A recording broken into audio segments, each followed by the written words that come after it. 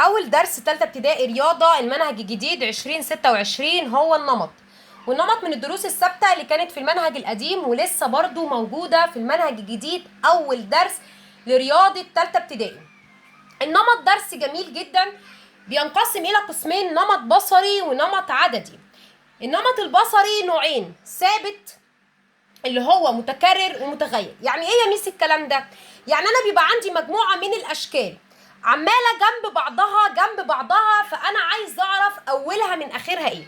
يعني عندي هنا مثلث دايرة مربع، رجع عاد تاني الكلام من الاول. مثلث دايرة مربع، رجع كرر الكلام تاني من الاول. مثلث دايرة مربع يبقى اسمه متكرر، هو ما بيزودش حاجة على الشكل، هو بيعيده من الاول. طب انا مطلوب مني ايه؟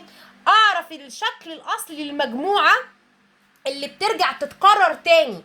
يبقى النمط المتكرر هنا اللي انا عماله اعيد وازيد فيه اللي هو مثلث دايره مربع، ده نمط متكرر مفيش حاجه بتزيد عليه.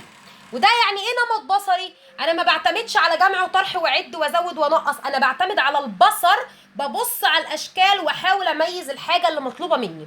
النوع التاني من النمط البصري برضو اللي هو المتغير. يعني ايه المتغير؟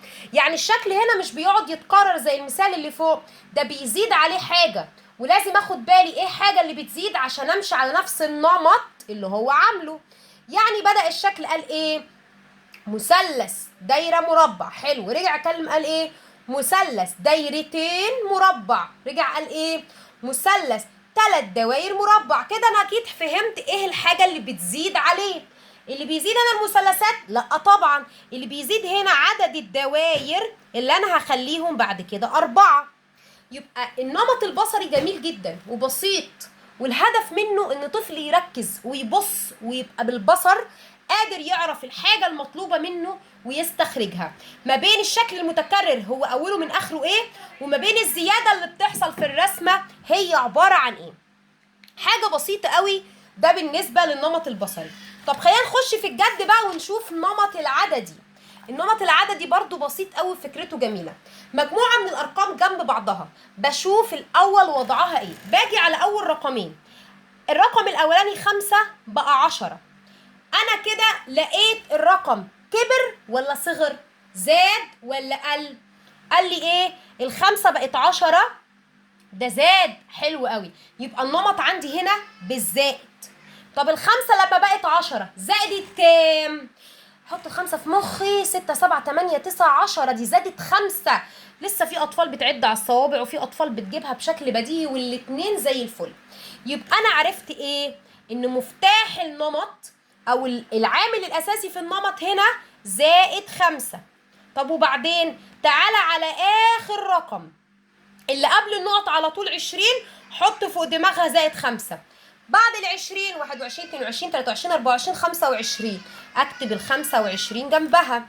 اجي على ال25 واحط فوق دماغها ال5 مرة تانية، واعد برضو تاني 26 27 28 29 30. في اطفال بيجيبوها في دقيقة وفي اطفال بيعدوا ومفيش مشاكل.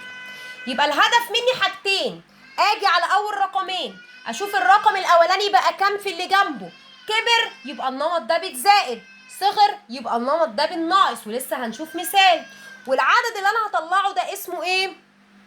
عامل النمط او مفتاح النمط، وهو ده اللي ببتدي اكمل بيه بقية الامثلة.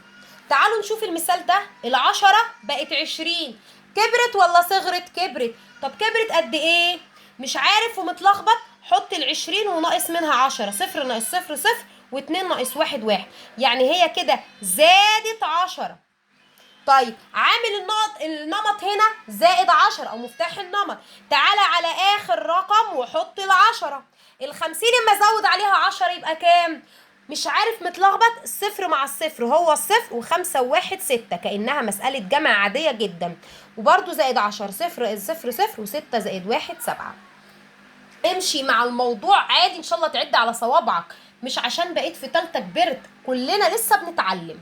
طب تعالى هنا بالنمط المسألة الأخيرة، 45 بقت 40، دي صغرت، يبقى أنا ساعتها النمط عندي بناقص.